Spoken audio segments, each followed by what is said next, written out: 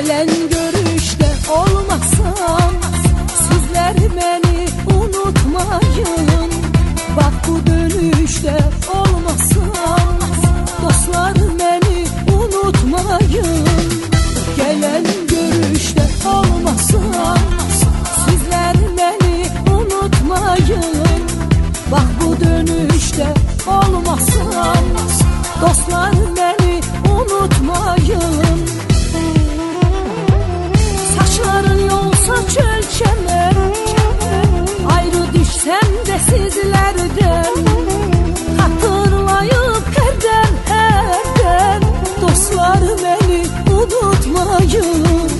Saçların yolsa çölçeme, ayrı düşsem de sizlerden, hatırlayıp herden dostlar beni unutmayın.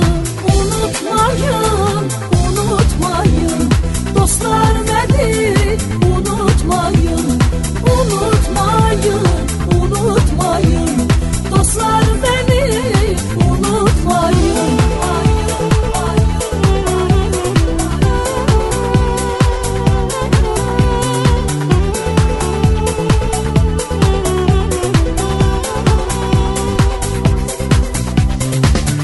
Bugün varam sabah bilmem, Tanrı yazısını ederken, olabilsin sizden küsem dostlar beni unutmayın.